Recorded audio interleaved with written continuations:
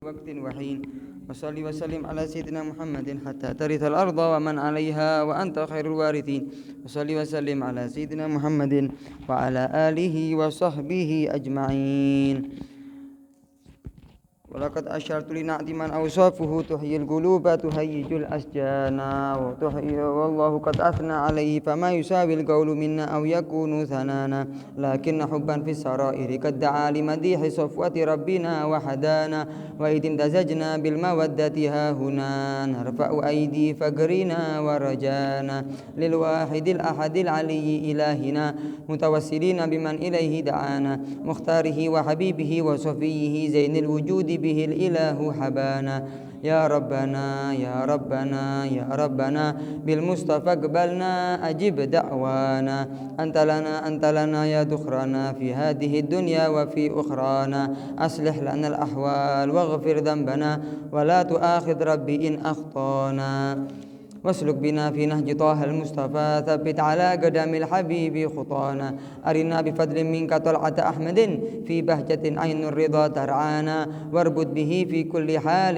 حبلنا وحبال من ودى ومن والانا والمحسنين ومن أجاب نداءنا وذوي الحقوق وطالبا أوصانا والحاضرين وساعيا في جمعنا ها نحن بين يديك أنت ترانا ولقد رجوناك فحقق لنا واسمع بفضلك يا سميع دعانا وانصر بنا سنة طه في بقاع الأرض واجمع كل من عادانا وانظر إلينا واسقنا كأس الهنا واشفي وعافي عاجلا مرضانا واقض لنا الحاجات واحسن ختمنا عند الممات وأصلحا أكبانا يا رب واجمعنا وأحبابا لنا في دارك الفردوس يا رجوانا يا رب واجمعنا وأحبابا لنا في دارك الفردوس يا رجوانا يا رب واجمعنا وأحبابا لنا في دارك الفردوس يا رجوانا بالمصطفى صل عليه وآله ما حركت ريح الصبا أغصانا سبحان ربك رب العزة عما يصفون وسلام على المرسلين والحمد لله رب العالمين. الصلاة والسلام عليك يا سيد المرسلين الصلاة والسلام عليك يا خاتم النبيين الصلاة والسلام عليك يا من أرسله الله رحمة للعالمين ورضي الله تعالى عن أصحاب رسول الله أجمعين وعلى ما نواه شيخنا عمر بن حفيظ في دعائه وقراءة لدياء الله بسر الفاتحة. أعوذ بالله من الشيطان الرجيم. بسم الله الرحمن الرحيم. الحمد لله رب العالمين الرحمن الرحيم مالك يوم الدين إياك نعبد وإياك نستعين اهدنا الصراط المستقيم صراط الذين أنعمت عليهم غير المغضوب عليهم ولا الضالين آمين. بسم الله الرحمن الرحيم. السلام عليكم ورحمة الله تعالى وبركاته. Waalaikumsalam warahmatullahi wabarakatuh. Alhamdulillah daiman nawal jazilal ifdal wa nusalli wa nusallim ala habibina wa syafi'ina wa nabiyina wa rasulina Muhammadin maula Bilal wa ala alihi wa sahbihi khairu sahbin wa al. Allahumma salli wa sallim ala sayyidina Muhammadin salatan taghfiru biha dhunub wa tuslihu biha al-qulub wa tantaliqu biha al-usub wa talinu biha as-su'ub wa ala alihi wa sahbihi wa man ilahi mansub. Amma ba'du. Yang saya hormati, yang saya muliakan sedaya para kru takmir Masjid Al-Kautsar dan remaja Masjid Al-Kautsar dan semua yang hadir, semoga Allah Subhanahu wa taala menjadikan kita hamba-hamba yang bertakwa kepada Allah Subhanahu wa taala, hamba-hamba yang mencintai nabinya Muhammad sallallahu alaihi wasallam, manusia yang sukses di dunia, bahagia fil akhirah. Amin ya rabbal alamin. Puja-puji syukur kehadirat Allah Subhanahu wa taala yang masih berkenan memberi kepada kita nikmat Islam, nikmat iman, lebih-lebih nikmat bisa berkumpul menyebut nama Nabi Muhammad, memperingati Maulid Nabi Muhammad, mengkaji sejarah-sejarah kehidupan pewaris Nabi Muhammad. Semoga berkat dan rahmat kita bersama-sama membaca Maulid Nabi Muhammad, kita mendapatkan syafaat Nabi Muhammad, kita mendapatkan barakah Nabi Muhammad, nanti kita dikumpulkan bersama Nabi Muhammad dan kita minum dari telaga Kautsar syarbatan hani'atan la nadma'u ba'daha abada. Amin ya rabbal alamin. Dan semoga ilmu-ilmu yang kita dapatkan, lebih khususnya di pengajian-pengajian yang dirutinitaskan oleh Masjid Al-Kautsar, di masjid yang kita cintai ini dijadikan ilmu yang manfaat, yang bisa menambah semangat kita dalam beribadah kepada Allah Subhanahu wa taala. Dengan ilmu tersebut kita lebih didekatkan diri kita kepada Allah Subhanahu wa taala. Amin ya rabbal alamin. Karena ini pembukaan setelah libur sementara Ramadan dan bulan Syawal, saya pribadi mengucapkan walaupun Syawalnya sudah telas, minal aidin wal faizi, mohon maaf lahir dan batin kalau ada salah kata, salah ucapan, salah perkataan, salah perilaku. Saya minta maaf dan mengharapkan dari hati yang hadir agar dibuka pintu maaf. Semoga berkah kita saling maafi di bulan Syawal. Allah memaafkan kita, Allah mengampuni dosa-dosa kita. Amin ya rabbal alamin. Dan semoga semua urusan kita dimudahkan oleh Allah Subhanahu wa taala. Amin ya rabbal alamin. Setelah kita membaca Maulid Nabi Muhammad, Sayyidus Shalihin, ketua dan penghulu kalangan kaum-kaum saleh, sekarang kita membahas kehidupan orang-orang saleh.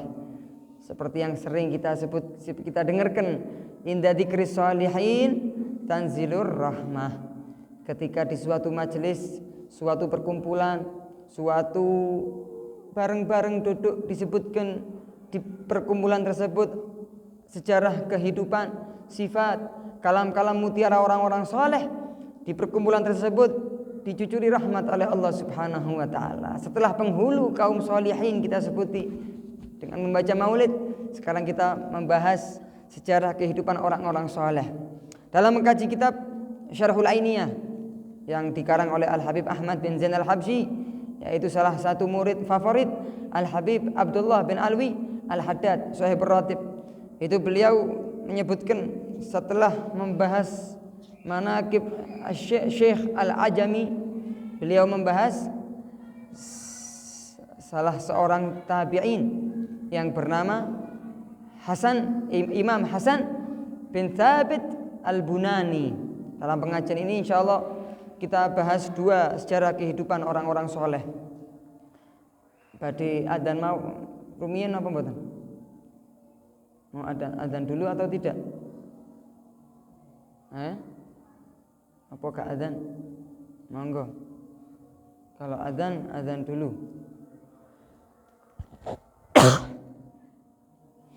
Aku tak ada adzan. Engko adzan kok rebut kok. Ayo wis bangun berdiri. Oh mangke mawon nggih. Nggih mangke mawon Mas Firki mangke mawon. Sayyidina Hasan bin Thabit Al-Bunani, Al-Imam Abdullah bin Alwi Al-Haddad menyebutkan dalam qasidah Al-Ainiyahnya, bismillahirrahmanirrahim, wa ahsin bi thabitin war-rabi'i al-muntaqa wa bibni Zaid al-Hamidil Marja'i. Di dalam satu bait qasidah ini Imam Abdullah bin Alwi Al-Haddad menyebutkan tiga seorang orang yang soleh. Yang pertama Imam Hasan bin Thabit Al-Bunani. Yang kedua nanti kita bahas Imam Rabi' bin Khaytham, salah satu murid Sayyidina Abdullah bin Mas'ud. Keduanya adalah kalangan tabi'in. Tabi'in itu adalah orang yang nyantri kepada para sahabat, yang tidak bertemu dengan Rasulullah dan meninggal dalam keadaan iman. Kalau sahabat adalah orang yang nyantri kepada Rasulullah, bertemu dengan Rasulullah dan meninggal dalam keadaan iman kepada Rasulullah sallallahu alaihi wasallam. Jadi lebih mulia sahabat ketimbang tabi'in. Nah, kedua orang ini adalah tabi'in. Yang pertama adalah sahabat Imam Hasan bin Thabit Al-Bunani.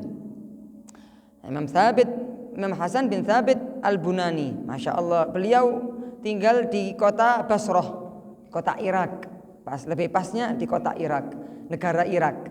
Basrah itu salah satu kota di negara Irak. Beliau salah seorang tabi'in, menjadi muridnya Sayyidina Anas bin Malik. Sayyidina Anas bin Malik ini mungkin sering kita mendengarkan kisahnya yang sangat masyhur. Ketika Nabi Muhammad SAW sampai dari kota Mekah ke kota Madinah dalam hijrahnya, ibu dari sahabat Anas bin Malik adalah termasuk orang yang bukan kaya, orang miskin lah. Ummu Sulaim yang bernama Ummu Sulaim memiliki anak yang umur 10 tahun yang namanya Anas bin Malik. Seorang Madinah ketika mendapati Rasulullah pindah ke kota Madinah senang semua, sehingga tidaklah ada orang di Madinah kecuali memberi Nabi Muhammad hadiah. Ada yang ngasih baju, ada yang ngasih sarung BHS, wonten sarung BHS. Ada yang ngasih macam-macam makanan, gandum, kurma, semua. Begitu senangnya kedatangan Nabi Muhammad diberi hadiah. Ummu Sulaim tidak mempunyai apa-apa, hanya mempunyai anak yang berumur 10 tahun yang bernama Anas bin Malik. Dibawa itu Anas bin Malik kepada Rasulullah. Wahai Rasulullah, aku tidak memiliki apapun kecuali anakku ini. Wis, yugani kula sampean pundhut, buat menjadi pelayan sampean. Sahabat Anas bin Malik hidup bersama Rasulullah selama kurang lebih 10 tahun. Nah, sahabat Imam Hasan bin Thabit Al-Bunani menjadi murid sahabat Anas bin Malik. Berapa tahun menjadi muridnya sahabat Anas bin Malik? 10 tahun? Kurang. 15 tahun? Kurang. Enggak lama nyantri 15 tahun itu. Mboten lami. 20 tahun? Kurang akeh. 30 tahun kurang banyak. Wa sahiba Anasan radhiyallahu anhu arba'ina sanah, 40 tahun nyantri ngopeni khidmah kepada sahabat Anas bin Malik. Yang sakniki mondok 3 tahun ribut boyong. Sakit pusing sebentar, gigi sedikit minta pulang, izin. Masih 3 tahun mondok. Imam Hasan bin Thabit mondok 40 tahun. Masya Allah. Masya Allah. Ini salah satu kemuliaan seseorang ketika mengetahui agungnya ilmu. Rela dia menghabiskan umurnya demi mendapatkan ilmu. Ini nyantri bukan kepada ulama biasa, nyantri kepada seseorang yang sudah melayani Rasulullah selama 10 tahun. Nyantri kepada sahabat istimewa sekali Imam Hasan bin Thabit. Sampai-sampai sahabat Imam Hasan bin Thabit Al-Bunani mengatakan kepada sahabat Anas bin Malik, wahai sahabat Anas, wahai guruku, begitu indah meripat ataupun matamu seperti yang kita dapatkan di kitab-kitab Syama'il yang persis dengan matanya Rasulullah sallallahu alaihi wasallam. Nah, Imam Hasan bin Thabit Al-Bunani ini disetujui oleh para ulama, beliau adalah termasuk ulama yang thiqah. Jadi kalau sampean membaca kitab Bukhari biasanya ya, di Singosari banyak khataman Bukhari, ataupun di kota-kota yang diadakan khataman Bukhari, hadis Bukhari, itu mungkin kita mendapatkan sanad. Sanad itu adalah jalan sampainya hadis dari ulama sampai ke Rasulullah SAW. Sanad adalah rute jalannya imam dari imam, dari tabi'in sampai dari Rasulullah, dari sahabat sampai Rasulullah. Nah, kalau kita mendapati dalam sanad hadis yang kita baca ada sahabat Hasan bin Thabit Al-Bunani,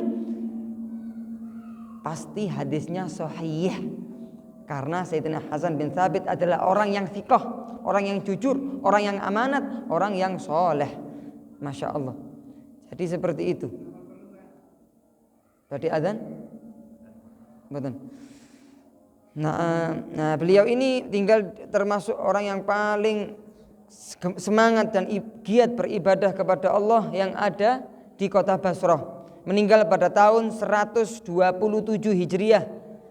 Berapa umur beliau? Termasuk mendapatkan bonus yang panjang dari Allah Subhanahu wa taala. Kalau panennya umatnya Nabi Muhammad lebih seringnya itu baina sittina wa sab'in, umur 60 sampai 70. Wa qalilun man jawaza dzalik, seketik tiang-tiang yang melebihi umurnya dari 70 tahun. Nah, Imam Hasan bin Thabit Al-Bunani mendapatkan bonus umur dari Allah Subhanahu wa taala 16 tahun. Jadi umur beliau ketika meninggal berapa? 86 tahun. Masih termasuk orang yang panjang umur, mugi-mugi panjang umur, sehat wal afiah. Ya, fi taatillah wa taati rasulih sallallahu alaihi wa alihi wasallam. Imam Hasan bin Thabit Al-Bunani ini Masya Allah setiap hari puasa, Mas. Setiap hari puasa, setiap hari bangun malam. Sampai-sampai dikatakan di kitab ini wa yasumud dahar. Beliau mulai awal hari tanggal 1 Muharram sampai 30 Dzulqa'dah itu puasa.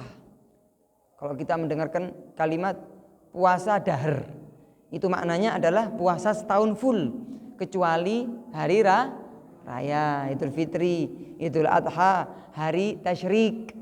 Hari tasyrik tanggal pinten? 13, 14, 15 Dzulhijjah. Itu adalah 5 hari yang diharamkan oleh Allah untuk berpuasa. Nah, selain 5 hari, Imam Hasan bin Thabit Al-Bunani berpuasa. Ya, kalau kita masuk bulan Ramadan, kapan dangtek Ramadan ini? 30 dino, 30 hari cek lamanya. Ini Imam Hasan bin Thabit Al-Bunani 1 tahun full berpuasa ibadah kepada Allah Subhanahu wa taala. Semoga berkat kita mendengarkan kisah beliau kita nular ya sampai kepada kita barokah beliau sehingga kita bisa lebih meningkatkan kualitas ibadah kita kepada Allah Subhanahu wa taala. Amin ya rabbal alamin. Dan begitu semangatnya beliau dalam beribadah kepada Allah sampai-sampai beliau mengatakan, sami'tu Thabit yaqul ma taraktu fi masjidil jami' sariyah illa waqad khatamtul Qur'ana indaha wa bakaitu. Masya Allah, beliau itu mengatakan apa hadirin? Tidaklah ada di masjid jami' yang dilaksanakan sholat Jumat di masjidku, di kotaku, tidaklah ada tiang. Ini sariyah bahasa Arabnya. Sariyah adalah tiang, jaga nggih, sariyah. Tidaklah ada sariyah jaga di masjid jami' besar masjidnya, kecuali aku sudah pernah menghatamkan Al-Quran di tempat setiap jaga tiang tersebut. Masya Allah, alhamdulillah, ajib, masya Allah. Dan aku bukan hanya menghatamkan Al-Quran 30 juz, aku sudah nangis di hadapan Allah di setiap cagak-cagak tiang yang ada di masjid jami'. Na'udzubillah, tsumma na'udzubillah, kalau kita sebelum masuk bulan Ramadan ngomong sama saudara, anak ataupun istri kita, dek, nak, niku sampean pondot Qur'ane ten rak ten griya di rumah itu.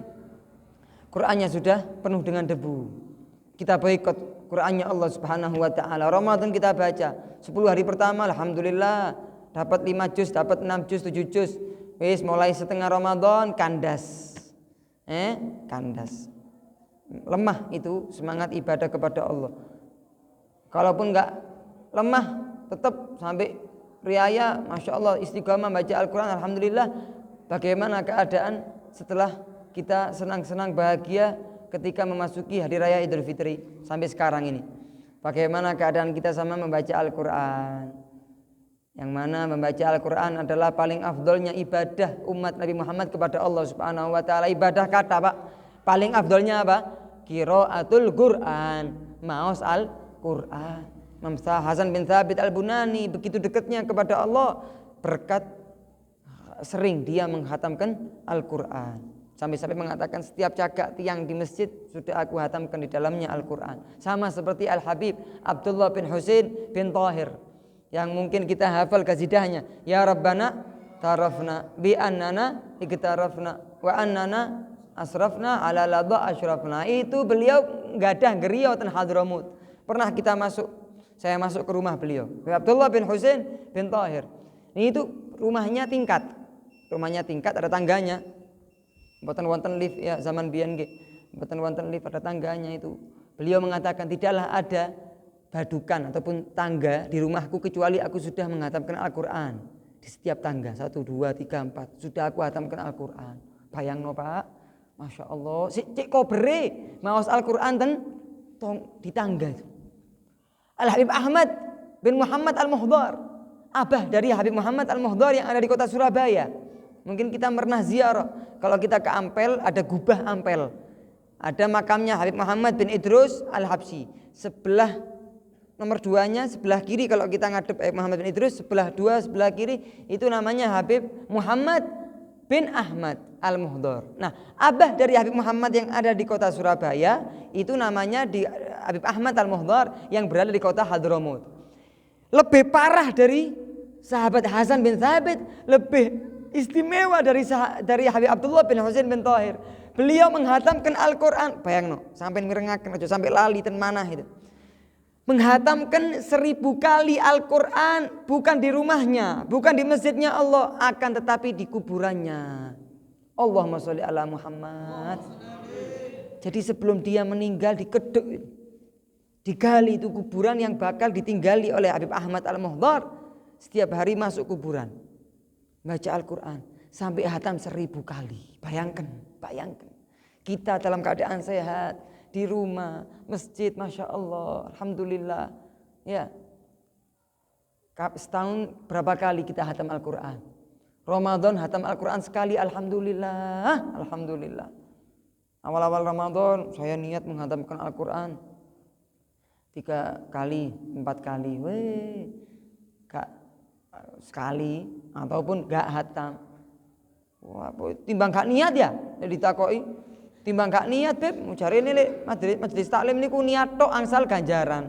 Wis aku niat tok wis sampean niat tok ping 1000 bendino aku niat bendino 1000 hataman. Saged. Tapi niate goro-goroan yo mboten angsal. Jadi niat yang mendapatkan pahala adalah niat yang tumbuh dari hati yang dengan semangat ataupun niat yang kuat. Sehingga dia mendapatkan pahala dari Allah Subhanahu wa taala. Seperti apa yang dilakukan oleh Habib Ahmad Al-Muhdhar, Habib Abdullah bin Husain bin Tahir dan Sayyidina Hasan bin Thabit. Masya Allah. Kata beliau, aku itu memperbanyak sholat dan memaksakan diriku memperbanyak sholat selama 20 tahun. Setelah 20 tahun aku mendapatkan kenikmatan sholat. Setelah aku memaksakan diriku 20 tahun sholat, bangun malam, sholat sunnah, qobliyah, ba'diyah, 20 tahun setelah aku bersusah payah sholat, baru mendapatkan kenikmatan sholat. Masya Allah. Karena setiap ibadah yang kita lakukan itu ada rasanya, ada nikmatnya. Seperti orang zikir kepada Allah, membaca Al-Quran, sholawatan, hadir maulid, hadir taklim, sholat, puasa, itu ada nikmatnya. Nah, ketika seseorang sudah menikmati enaknya ibadah kepada Allah, kalah nikmat makan, kalah nikmat minum, kalah nikmat istri, kalah nikmat uang dan lain sebagainya. Dia lupa kalau dia di dunia, dia hanya disibukkan dengan ibadah kepada Allah Subhanahu wa taala. Imam yang istimewa seperti ini mendapatkan kenikmatan sholat setelah mujahadah, memaksakan dirinya sholat selama 20 tahun baru mendapatkan kenikmatan sholat. Nah, pertanyaannya, kalau seseorang tidak memaksakan dirinya untuk ibadah, kapan mau mendapatkan nikmatnya ibadah? Itu maksudnya. Ini adalah hikmah pelajaran yang bisa kita ambil dari sejarah kehidupan Imam Hasan bin Thabit Al-Bunani. Masya Allah. Sampai-sampai beliau mengatakan dalam kalam mutiara beliau apa? La yusamma abidan, tidaklah seseorang itu dianggap orang ahli ibadah di sisi Allah Subhanahu wa taala, wa in kana fihi kullu khoslatin minal khair, walaupun dia sudah memiliki sifat-sifat yang terpuji, hatta takuna fihi hatanil khoslatan, sampai dia sudah memiliki 2 sifat. Apa? As-shaumu was-shalah, puasa dan salat. Puasa Ramadannya dijaga, sholat 5 waktunya dijaga.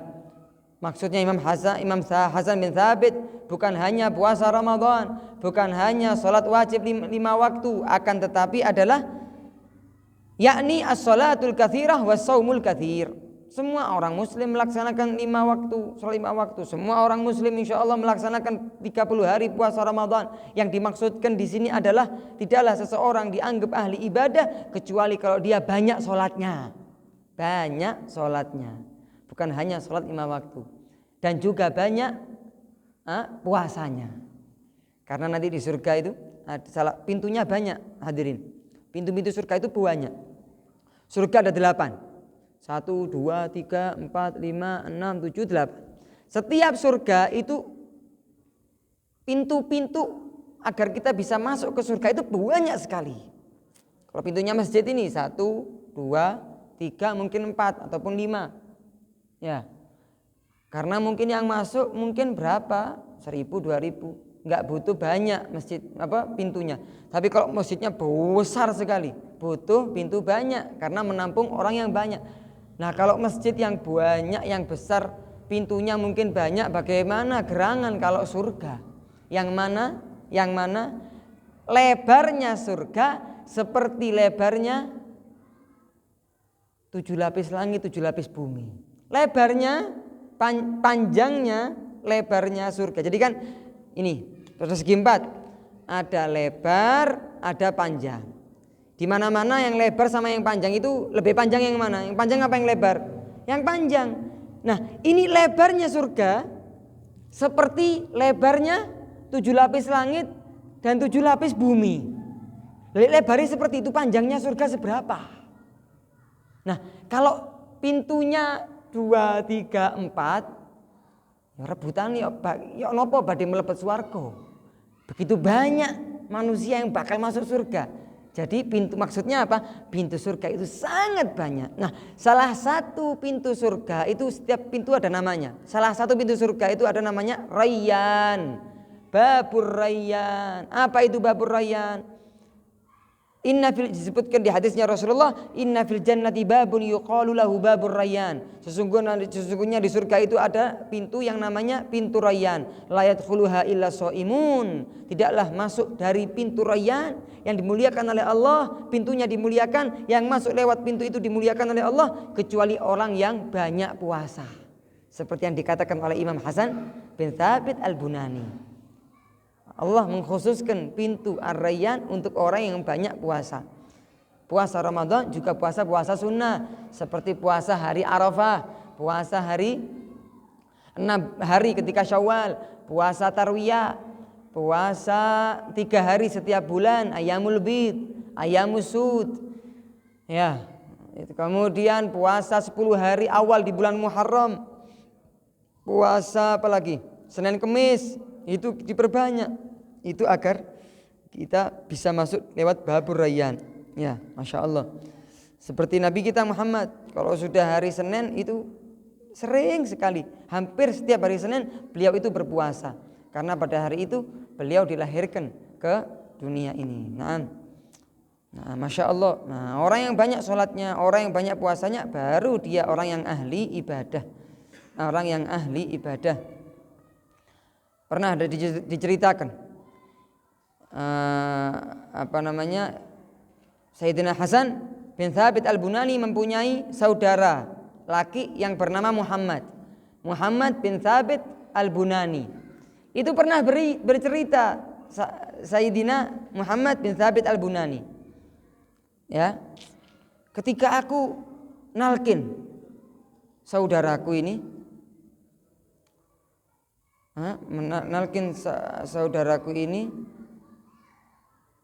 ya, ditalkin. Dan ini adalah salah satu sunnah ketika kita mendapati saudara kita dalam sakaratul maut, yang dihadapannya itu disunahkan untuk ngelatih ataupun memudahkan, membantu yang akan meninggal dunia itu agar dia mengucapkan kalimat syahadah la ilaha illallah. Nah, ini ketika sahabat Sayyidina Thabit tadi, Hasan bin Thabit ini mau meninggal dunia, itu datang kepada saudaranya. Aku talkin dia la ilaha illallah, disebutkan di telinganya sunnahnya la ilaha illallah, dan dia dalam keadaan maut, dalam keadaan mau meninggal. Kemudian Imam Hasan bin Thabit buka matanya. Ngapain ini? Badhe nopo sampean? Badhe nalkin sampean, badhe seto. Aku sekarang disibukkan dengan wiritanku. Disibukkan dengan wiritanku yang ke-6 atau wiritan yang ke-7. Jadi beliau setiap waktunya mempunyai wiritan-wiritan dalam setiap harinya. Seperti gampangannya itu seperti Dalailul Khairat. Kan ada kan hari Senin, ada hari Selasa, Rabu, Kamis, Jumat, Sabtu, Minggu. Nah itu hari ini Senin, baca yang salawat hari Senin. Nah, dia sekarang sibuk dengan wiritannya dia yang ke-6 ataupun yang ke-7. Jadi maksudnya iku wis kon lek ape nalkin gak butuh talkin aku. Wis aku sibuk zikir kepada Allah Subhanahu wa taala. Seperti kisahnya Sayyidina Al-Imam Abdullah bin Husain bin Thahir yang sudah saya sebutkan tadi. Begitu juga Sayyidina Abdullah bin Husain bin Thahir ketika beliau sakaratul maut, istrinya datang. Subhanallah, semoga kita mendapatkan husnul khatimah seperti mereka mendapatkan husnul khatimah. Itu beliau sakaratul maut. Datang istrinya, la ilaha illallah, la ilaha illallah, talqin. Buka mata Sayyidina Abdullah bin Husain bin Thahir. Mengapa badin nopo sampean istri? Dik, badin nopo? Nalkin sampean. Ya, nalkin sampean Abdullah bin Husain. Kalau ente mau zikir, kata Abdullah, kalau sampean mau zikir wahai istriku, pada zikir la ilaha illallah, nyingkir pergi menjauhlah. Ojo diriui aku. Kalau engkau mau menalkin saya, ketahuilah kalimat la ilaha illallah sudah mendarah daging di tulangku dan tubuhku. Kasarannya seperti ini, gak butuh ditalkin, saya sudah menyebutkan kalimat la ilaha illallah di hati saya, di lisan saya dan lain sebagainya. Masya Allah, tidaklah meninggal Sayyidina Abdullah bin Husain bin Thahir kecuali melantunkan kalimat syahadah. Subhanallah, seperti apa yang ada di hadis, man kana akhiru kalamihi la ilaha illallah dakhalal jannah. Siapa orang yang akhir kalimat yang keluar dari lisannya sebelum dia meninggalkan dunia kalimat la ilaha illallah, dia bakal masuk surga. Seperti apa yang sudah diberikan oleh Allah kepada orang-orang yang saleh. Masya Allah, masya Allah ya. Seperti yang video yang 2 ataupun 3 hari yang sering dipakai status sama orang-orang. Ya, sampean tinggal ini. Ada salah seorang khatib di Jumat menyebutkan syahadat. Gini syahadatu an la ilaha illallah.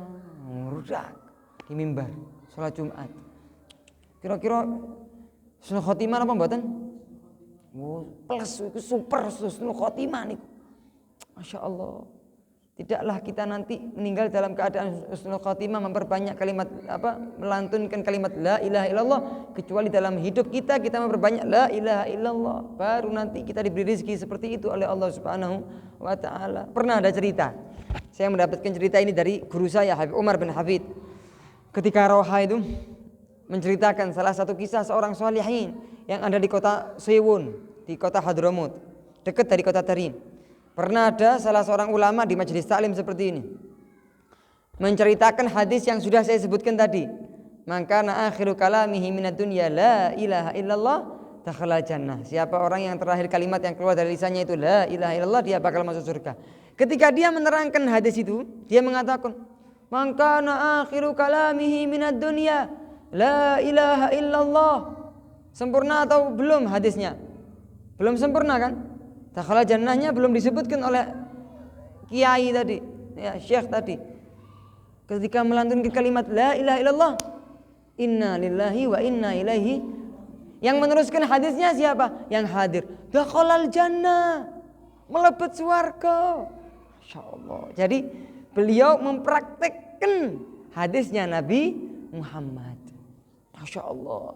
Semoga kita mendapatkan panjang umur, sehat walafiat, dan kalaupun datang panggilan kita untuk menghadap kepada Allah, semoga pada waktu itu hati kita, pikiran kita, lisan kita dimudahkan oleh Allah untuk melafazkan kalimat syahadah. Amin ya rabbal alamin. Masya Allah.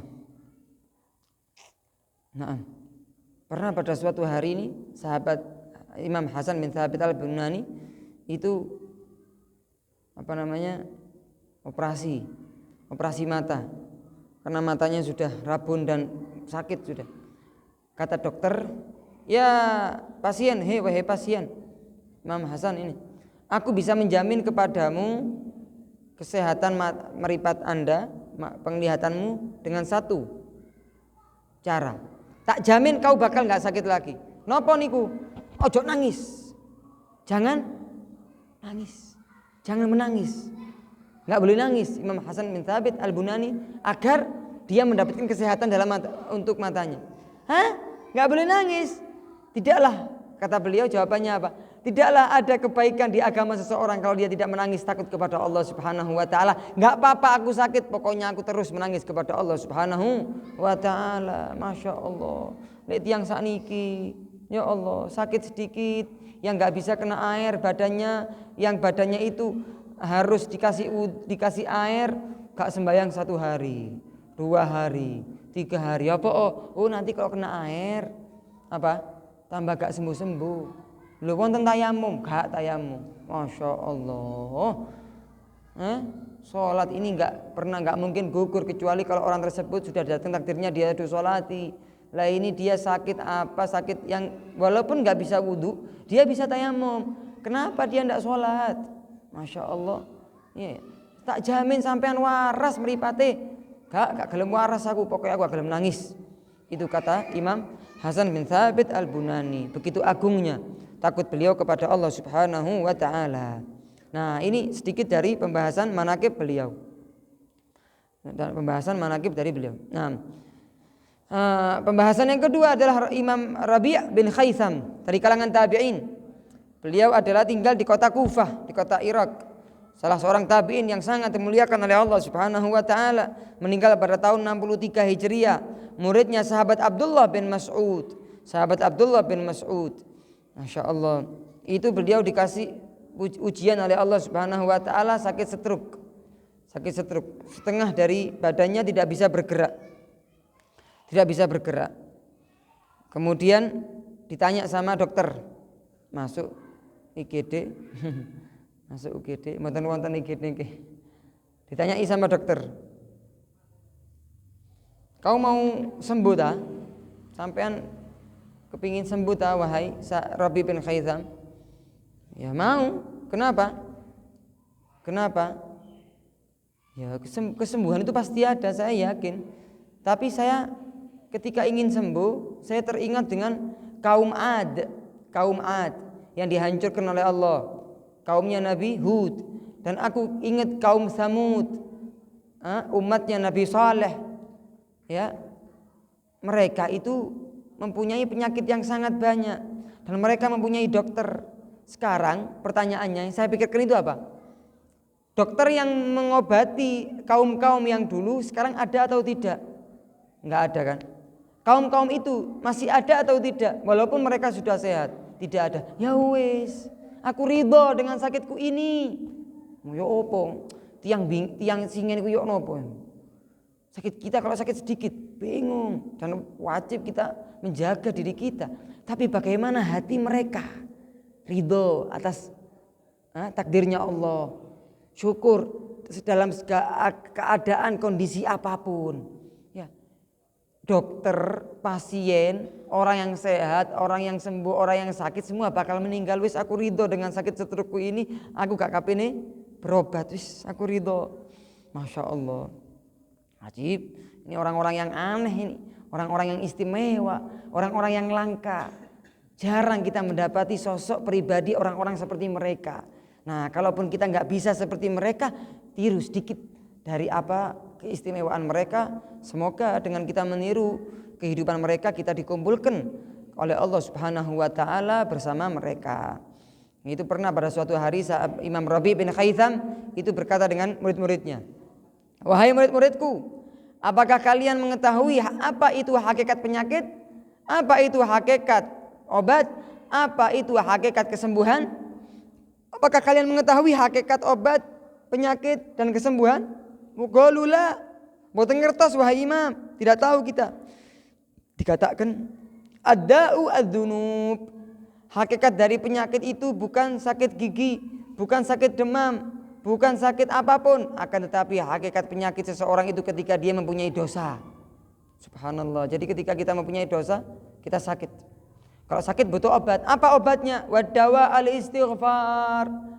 Doa dari penyakit kita karena kita dosa itu adalah istighfar. Minta ampun kepada Allah Subhanahu wa ta'ala. Astaghfirullahaladzim. Sembuh wis dari penyakit dosa tadi. Nah, kalau kepingin sehat, gak sakit lagi apa? Anta tuba thumma la ta'ud. Setelah engkau istighfar, minta ampun kepada Allah, hendaknya engkau taubah sehingga tidak mengulangi penyakit tersebut. Wes sehat, sentosa sudah. Jadi ini adalah pengertian yang sangat istimewa dari ilmu Imam Rabi' bin Khaitham, salah seorang tabi'in yang sangat mulia dan dimuliakan oleh Allah Subhanahu wa ta'ala. Itu kalau beliau nangis sampai cucuran air matanya itu sampai membasahi jenggotnya. Masya Allah. Kalau jenggot kita basah mungkin karena air hujan. mungkin karena wudhu, tapi beliau terbasahi karena apa? Air mata. Subhanallah ya, subhanallah, subhanallah.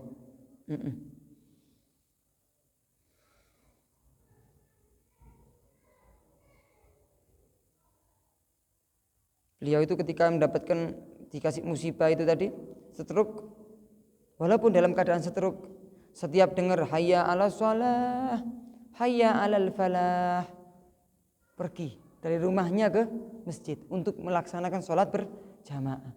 Murid-muridnya, masyarakat itu mengatakan, hei wahai Imam Rabi', orang seperti Anda itu sudah dimakzurkan, sudah diringankan, nggak diwajibkan sholat berjamaah di masjid. Kata Imam Rabi' apa? Qad alimtu, aku luwih ero ketimbang sampean, aku sudah mengetahui perkara itu. Walakin sami'tu nida bil falah wa qad qala fa idza sami'tumuhu fa ajibu walau habwa. Tapi aku bagaimana? Aku sudah mendengarkan hayya 'alal falah. Ayo marilah kita kebahagiaan, kesuksesan. Aku sudah mendengarkan ucapan azan, dan aku ada di hadis disebutkan kalau engkau mendengarkan azan maka wajib kau memenuhi panggilan tersebut, bukan hanya memenuhi akan tetapi mendatangi masjid walaupun kalian dalam keadaan habwa. Habwa itu merangkak. Walaupun kau tidak bisa jalan kecuali merangkak, maka tetap diwajibkan engkau mendatangi masjid untuk melaksanakan sholat berjamaah. Lah aku nggak sampai merangkak, aku sudah mendengarkan, ya aku tetap wajib untuk masuk sholat berjamaah di masjid. Nah ini orang sekarang kita minta maaf ya Allah, ya tangganya masjid, sholatnya di rumah, tangganya masjid, orang deket sama masjid kerungu, masya Allah, ya sholat satu shaf di masjid nggak sempurna, sholat duhurnya, sholat asarnya, walaupun disibukkan dengan kerja, sehari 24 jam, berapa lama kita ibadah kepada Allah, berapa lama kita disibukkan dengan anak-anak pekerjaan, kesibukan dunia. Allah minta kepada kita sholat berjamaah di masjid gak lebih dari setengah jam, gak lebih dari 20 menit. Kenapa kok malas? Kenapa kok gak semangat? Orang yang sakit, orang-orang dulu seperti sakit masih memaksakan dirinya untuk sholat berjamaah di masjid. Apalagi kita yang sehat, apalagi yang rumahnya dekat masjid dan lain sebagainya. Subhanallah, orang sahabatnya Nabi Muhammad itu dicap nifak, dicap munafik kalau dia sudah tidak sholat di masjid. Bahaya. Kalau nggak ada masjid, di musola. Semoga kita diberi taufik oleh Allah sehingga memakmurkan masjid, memakmurkan musola, rumah-rumah Allah Subhanahu wa taala. Siapa orang yang memakmurkan rumahnya Allah, rumah dia bakal dimakmurkan oleh Allah. Siapa orang yang meramaikan masjidnya Allah, kehidupannya dia bakal dimakmurkan, dilancarkan oleh Allah Subhanahu wa taala. Seperti apa yang sudah dilakukan oleh Imam Rabi' bin Haytham. Ini Imam Rabi' ini mempunyai sifat yang pantas dicontoh untuk kita. Apa? Yang bagian nyapu rumah itu beliau. Jadi istrinya dilarang untuk nyapu rumah. Bagian sapu-sapu, aku dek ustaz ngopeni kabeh tiap hari disapu rumahnya. Suami sekarang wah paling anti nyekel sapu, paling anti nyekel pel-pelan, paling anti nguripno napa mesin cuci, kora-kora, wah penggaweane wedok, tiang jaler, jagongan, jegidek ten pos kamling, wah nyewante uripe, jaga tuku ya dolen, wis pokoke santai, luwih santai uripe. Sing yang perempuan kasar-kasarane dadi babu ten griyan, jadi pembantu. Wis njaluk jatah maksa. Wah ruwet wis pokoke. Imam Rabi' bin Haytham bagian nyuci baju saya, bagian nyapu saya. Ya Masya Allah. Masya Allah, ini adalah salah satu sunnahnya Rasulullah. Nabi Rasulullah SAW itu nyapu rumahnya. Nyapu rumahnya. Ya khitu saubah. Bajunya Nabi Muhammad kalau ada yang sobek enggak minta tolong kepada istrinya, tapi dijahit sendiri. Tawaduannya Nabi Muhammad.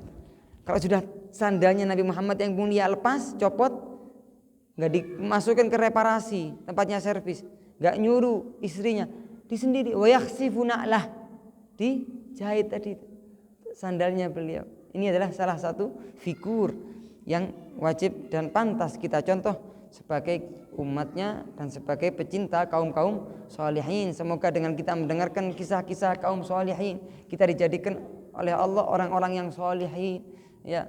Karena orang-orang yang soleh dikumpulkan oleh Allah Subhanahu wa taala ma'an nabiyyin wasiddiqin wasyuhada. Amin ya rabbal alamin. Seperti kita berteman dengan kaum orang-orang soleh di dunia, dengan kita membaca manaqibnya, semoga nanti kita berteman dengan mereka di surganya Allah. Amin ya rabbal alamin. Ada kurang lebihnya saya minta maaf. Terima kasih yang banyak. Semoga dijadikan perkumpulan yang dirahmati oleh Allah dan dijadikan ilmu yang manfaat oleh Allah. Amin ya rabbal alamin. Rabbi fanfa'na bi barakatihim wahdina husna bi hurmatihim wa amitna fi tariqatihim wa mu'afatin minal fitani. Wassalamualaikum warahmatullahi taala wabarakatuh. Sareng-sareng maos dzikrul jalalah. La ilaha illallah al-mawjud fi kulli zaman الموجود في كل زمان لا إله إلا الله المعبود في كل مكان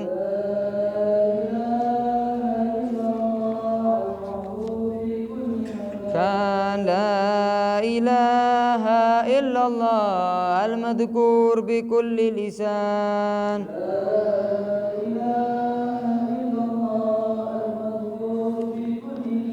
لا إله إلا الله المعروف بالإحسان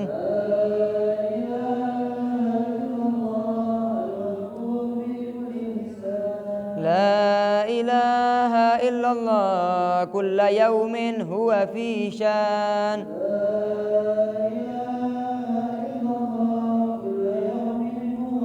لا إله إلا الله الأمان الأمان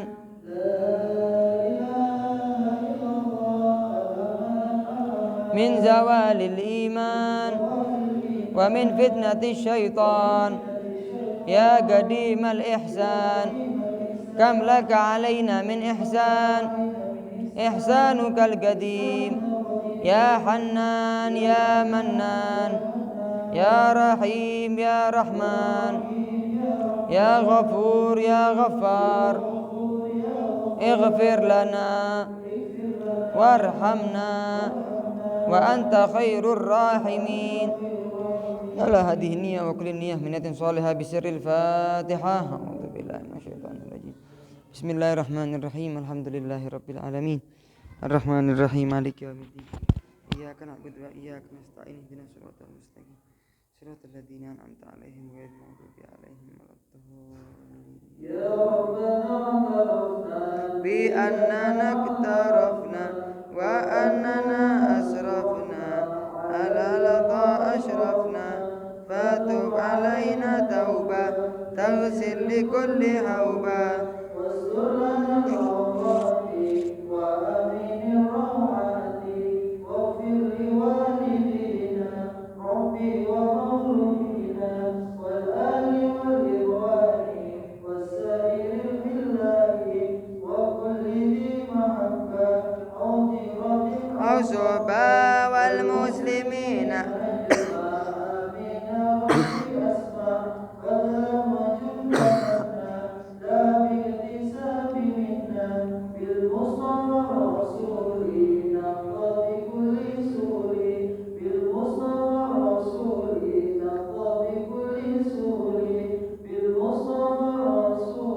نهضى بكل سول صلى وسلم ربي به وآله وصحبه عدد طش السحب.